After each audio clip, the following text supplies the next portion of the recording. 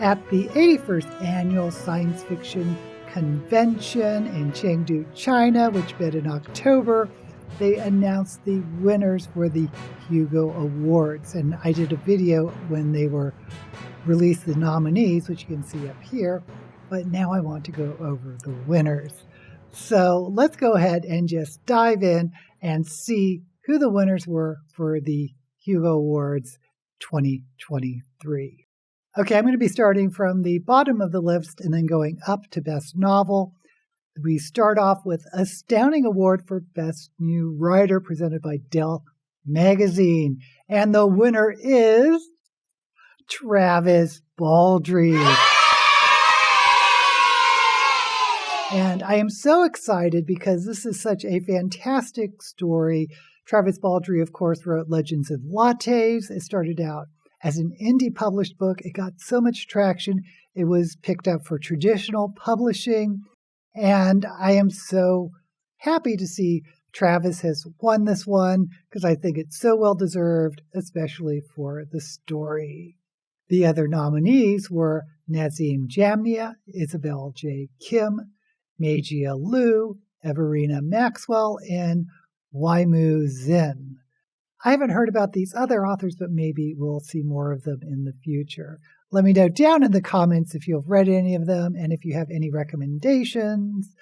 And as usual, while you're down there, don't forget to give this video a thumbs up and subscribe to my channel. Next up is the Lodestar Award for Best Young Adult Book presented by World Science Fiction Society. And the winner is Akata Woman by Nnedi Okorafor.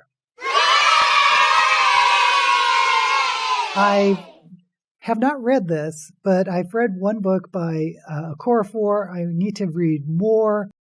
And I am definitely curious about the young adult version.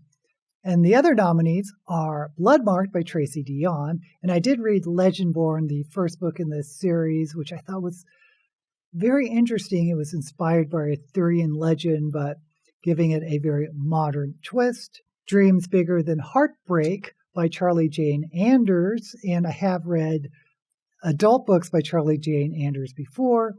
The Golden Enclave by Naomi Novik, which I did read. I thought it was the weakest of that trilogy, but I also thought it was marketed as adult, so it's interesting seeing it as young adult.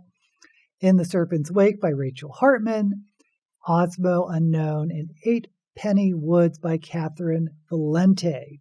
Moving on to Best Fan Artist, Richard Mann, and Best Fan Writer, Chris Barkley. I don't know anything about this category or these people, but feel free to pause it and peruse at your leisure. Best Fancast is Hugo Girl by Haley Zappel, Amy Sally, Laurie Anderson, and Kevin Anderson. Go ahead and pause if you want to see the rest of the nominees. The only one I knew was Kalinati, who is a booktuber. I kind of wish a booktuber would win one of these years, but I guess the future will see. Best Fanzine Zero Gravity Newspaper by Riverflow and Ling Shizhen. And again, pause this if you want to know the other nominees. Not familiar with this category. Same for Semiprozine, but the winner is Uncanny Magazine, published and edited by Lynn Thomas, Michael Thomas, managing poetry editor Chimedum Ohegbu, managing editor Monty Lin, nonfiction editor Meg Ellison, podcast producers Erica Ensign and Stephen Shapansky, and I apologize for mispronouncing any names. Best Professional Artist goes to NZ Zhao, Best Editor Long Form to Lindsay Hall, and Best Editor Short Form to Neil Clark. And the Best Dramatic Presentation Short Form goes to The Expanse, Babylon Ashes, written by Daniel Aberson, Ty Frank, Naren Shankar, and directed by Breck Eisner. And I am very happy with this because I love the Expanse series, love to see them recognized, especially for a Hugo. The other nominees were, there's 2 episodes of Andor, One Way Out, or Rick's Road. For All Mankind, Stranger in a Strange Land. I have not seen that. I have seen the Andor stories. She-Hulk, Attorney at Law. I actually like that series. I think it was cheeky and fun. And a Stranger Things episode, Chapter 4, Dear Billy. And I love Stranger Things. I think it may have peaked in the first or second season, but I still enjoy watching it. Best dramatic presentation, long form, yes. Everything, Everywhere, All at Once, screenplay by Daniel Kwan and Daniel Scheinert, directed by Daniel Kwan and Daniel Scheinert. I absolutely loved this movie. Thought it should win as soon as I saw it. It's a real Cinderella story. Love that too. The other nominees, of course, were Avatar, The Way of Water by James Cameron, Black Panther, Wakanda Forever by Ryan Coogler and Joe Robert Cole, Nope, written by Jordan Peele, directed by Jordan Peele. I love Nope too. Not as good as Everything Anywhere All at Once, but Nope is a fun movie. Severance by Dan Erickson, Anna Oyong Munch, et al. Okay, I'm not familiar with that. And Turning Red, screenplay by Julia Cho, Dami Shi, and directed by Dami Shi. And I think I fell asleep watching it, but I'm sure it was a good movie. But Everything, Everywhere, All at Once, yes, yes, yes, yes. Best related work goes to Terry Pratchett, A Life with Footnotes by Rob Wilkins, which I assume is a biography of Terry Pratchett. And you can pause here to see these related works nominees. I'm not that familiar with any of them. Best graphic story or comic, Cyberpunk 2077, Big City Dreams by Bartosz Zizber. Oh my gosh, I'm butchering these names. Philippe Andrade, Alessio Fiorinelli, Roman Titov, and Christoph Ostrowski. Oh my God, those names. I apologize.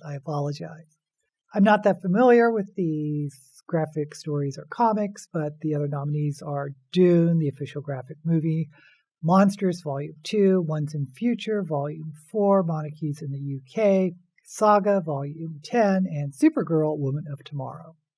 Best series goes to Child of Time by Adrian Tchaikovsky. And I haven't read that one, but I have read his other series, The Final Architects, which I thought was fantastic. I wouldn't mind seeing it on this list, but I definitely will check out Children of Time. The other nominees are The Founders Trilogy by Robert Jackson Bennett, The Locked Tomb by Tamsin Muir. That would have been my pick for the best series. October Day by Shannon McGuire, Rivers of London by Ben Aronovich, and The Scholomance by Naomi Novik. Again, that was also stayed under young adult, so I wish they would make up their minds. Is it young adult? Is it adult? Or are these categories blurred? Best short story, Rabbit Test by Samantha Mills. And the runners-up are DIY by John Wiswell, On the Razor's Edge by Zhang Bo, Resurrection by Ren Xing, The White Cliff by Lu Ban, and Zhurong on Mars by Regina Canyu Wang. Now, I haven't read any of them, even the winner, Rabbit Test, and I probably should get back into reading more short fiction or short speculative fiction because I do enjoy it. So let me know if you've read any of them. I'm curious. Best Novelette, The Space-Time Painter by Hai Ya. And the other nominees are The Difference Between Love and Time by Catherine M. Valente, A Dream of Electric Mothers by Walt Talabi, If You Find Yourself Speaking to God, Address God with the Informal You. I love that title by John Chu. Murder by Pixel, Crime and Punishment in the Digital Darkness by S.L. Huang, and We Built the City by Marie Vibert. Again, recognize some of the names, but I have not read these novelettes. Moving on to Novella. When the Drowned Girls Go by Shannon McGuire has won. The other nominees are Even Though I Knew the End by C.L. Polk, Into the Riverlands by Ni Vo, A Mirror Mended by Alex Harrow, Ogres by Adrian Tchaikovsky, and What Moves the Dead by T. Kingfisher. Have not read any of these, recognize most of the authors. Let me know if I should seek out any of these works. And finally, what you've been waiting for, the best novel, at least according to the Hugos, is Nettle and Bone by T. Kingfisher. I am very happy with this pick. I've really just discovered T. Kingfisher this year, read a whole bunch of stories. Nettle and Bone has this, it's a sort of dark fantasy, but the voice is so humorous. The narrator's voice, it is such a delight to read. Even though it's a dark story, there's something effervescent about it, at least according to me. Nettle and Bones has this twist on fairy godmothers. I highly recommend it. What a wonderful story. Glad to see it won. The other nominees are The Daughter of Dr. Moreau by Sylvia Morena Garcia. I have read that, enjoyed sort of that gothic twist to Dr. Moreau from a woman's point of view. The Kaiju Preservation Society by John Scalzi. Have read that. Didn't think it was the best Scalzi, but that's just me. Legends of Lattes by Travis Baldree. That's a real dark horse because it's a very light read, but I still highly recommend it. And then Nona the Ninth by Tamsin Muir. Now, this is the one I thought should have won for Best Novel, not taking anything away from Nettle and Bone because I'm so happy to see T. Kingfisher has won. But for me, Nona the Ninth sort of was the book of 2023. And finally, The Spearman by Mary Robinette Kowal. And that's the only one I haven't read. So there you have it, the Hugo nominees.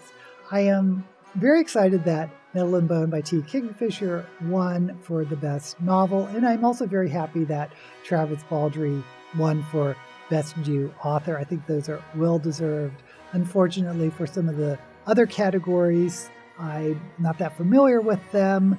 And I don't read a lot of short fiction, even though I should. Oh, and Everything Everywhere All at Once. So happy that won for dramatic presentation, long form. But what did you think? Do you think the winners are well-deserved? Or is there something that has won that you now really want to read just because it has won a Hugo or been nominated by a Hugo? That, I think, is sort of the key when it comes to Hugos. It does drive sales because I know I've picked up books just because they'll want a Hugo. It is prestigious. It does mean something, but it doesn't mean everything, of course. And it's not a guarantee that you'll like what they'll picked. Also, let me know if there's any other awards you think I should be covering. The Hugos is a big one, but there's the Nebula. There's so many others. Just let me know down in the comments. And until we meet again, as usual, may all the books you read be blessed.